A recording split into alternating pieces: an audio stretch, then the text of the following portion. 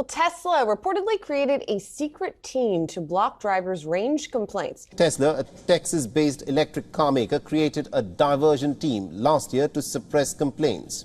Leading electric car maker Tesla has programmed its dashboard to overstate how far a vehicle can go on a single charge, and has canceled service appointments for customers who notice that their vehicle's mileage is low. They are shorter than expected.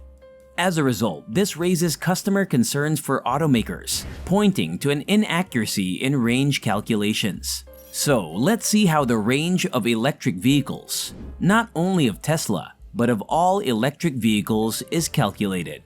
Recently, Tesla programmers rigged the range estimating software of cars to exaggerate how far they could go without running out of battery. A Tesla employee told a TV channel that the idea came directly from CEO Elon Musk. Range estimates on the dashboard ignore external factors such as the weather. Too hot or too cold can have a huge impact on the distance an electric car can travel, as well as the terrain, hills, headwinds, or how the air conditioning works. When the customers noticed that their range didn't match the dashboard estimate and called the company to schedule service appointments, Tesla employees followed instructions to tell the customers that they had performed remote diagnosis and canceled the appointment, the report said.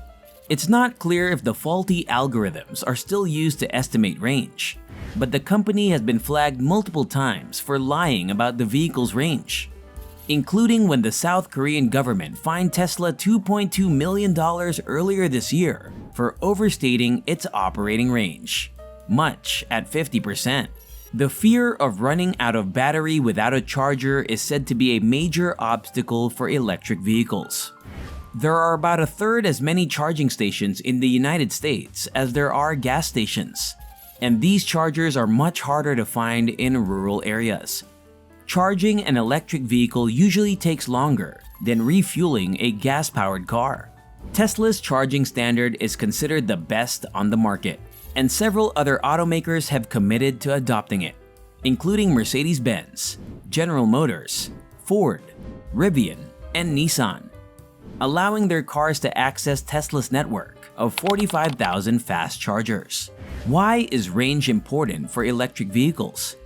The range is important for electric vehicles to determine how long an EV can go on a single charge. In addition, the range plays an important role in electric vehicle performance, as most all electric vehicles run on batteries. If the range increases, the tram can be used for longer journeys with more range. Plus, you can travel more with good autonomy without recharging your electric vehicle. A good range car has a good market demand. Since electric vehicles hit the market in large numbers after 2010, the Environmental Protection Agency has moved on to tell consumers how much they should ride per vehicle. The point is that electric vehicle technology is changing fast. The agency has decided to regulate standards for gasoline cars and just a few years for electric cars. Some reviewers say the tests are inaccurate. So there is one metric to rule them all when comparing ranged electric vehicles. The range determines whether an electric vehicle is right for someone's lifestyle. Short-range EVs like the 84-mile Fiat 500e are great commuters, while longer-range EVs over 200 miles can do anything a gas-powered car can do better. The EPA tests cars on a dynamometer, also known as a dyno. The dyno is a bit like a treadmill for cars. Cars are placed on rollers so the car can drive while remaining locked in place. Dynos can collect data about a car's performance, such as power and fuel economy. The EPA is clearly more concerned with the latter. On the test bench, the vehicles were subjected to different driving cycles in which the car was accelerated or slowed down to achieve a specified speed to simulate different driving styles. The two important cycles electric vehicles go through are the Urban Dynamometer Driving Program, or UDDS, and the Highway Fuel Efficient Driving Program, or HWFET. The UDDS cycle simulates a stop-and-go driving in the city by accelerating the test vehicle and reversing to zero. It is used to measure fuel economy in the city.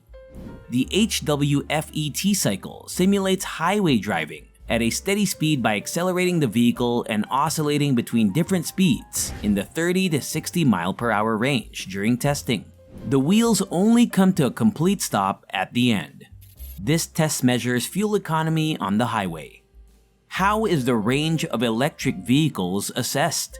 The best EPA test for measuring electric vehicle range is known as the City Highway Multi-Bicycle Test. For this, the EPA should be fully charged a vehicle, leave it parked overnight, and start it up the next morning.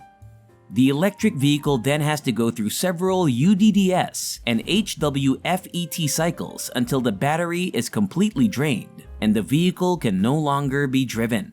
The dyno measures how many miles the EV has traveled during testing to provide a rough range figure. The car is then plugged into the charger the manufacturer provided and fully charged. The charger sits on the meter to accurately measure the amount of power the charger consumes while charging, including power loss due to inefficiency. The EPA then calculates the vehicle's performance, measured in miles per gallon equivalent, or MPGE. Test figures in closed environments at room temperature and relatively low speeds often overestimate the range and efficiency an electric vehicle will see in the real-world use. The Tesla Model Y, for example, will run 451 miles in multi-cycle city highway testing, which is far more mileage than anyone has seen while driving in poor conditions. Normal, the EPA will multiply the primary range and performance test values by 0.7 to create a final score more aligned with what drivers can expect from their cars. For the Model Y, that's 316 miles of range. Ultimately, range ratings for electric vehicles are only estimates, just as MPG numbers are estimates only for gasoline-powered cars. The EPA and automakers cannot guarantee that a given driver will know the rated numbers. More aggressive drivers are less efficient and result in less dynamic range. Electric cars also won't go very far in cold weather. Battery size and driving style calculate the range of EVs. The weight of your electric vehicle can determine the size of the battery. The heavier the electric vehicle, the bigger the battery.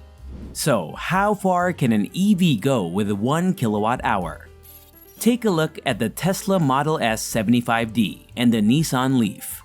The Tesla Model S 75D weighs 4,800 pounds, while the Nissan Leaf weighs 2,300 pounds. Tesla needs 2 kWh to go 100 miles, while Nissan only needs 1 kWh to go 100 miles. Several factors affect the range of an electric vehicle. How far can a fully charged EV go? Also, you should treat the range numbers as the absolute maximum possible. And given our 0 to 60 mph times, it will be difficult to hit them steadily. Indeed, this involves charging the battery up to 100%, which is not an EV standard. Exceeding 10 to 15% eventually occurs when the charging rate slows down significantly, leading to a deterioration in battery capacity that increases over time. For example, Tesla recommends limiting charging to 90% for everyday use. Even on long trips, the stops are determined mainly by the charging infrastructure than anything else. The fastest method is to charge the battery just enough, maybe 80 or 90%. Keep it at the last part of the charge rate curve to continue to the next charger. The scope is very important. The scope is complex, and if you want to drive an EV long distance and live somewhere with a cold climate, allow for a large disparity between the combined EPA rating and what you can use.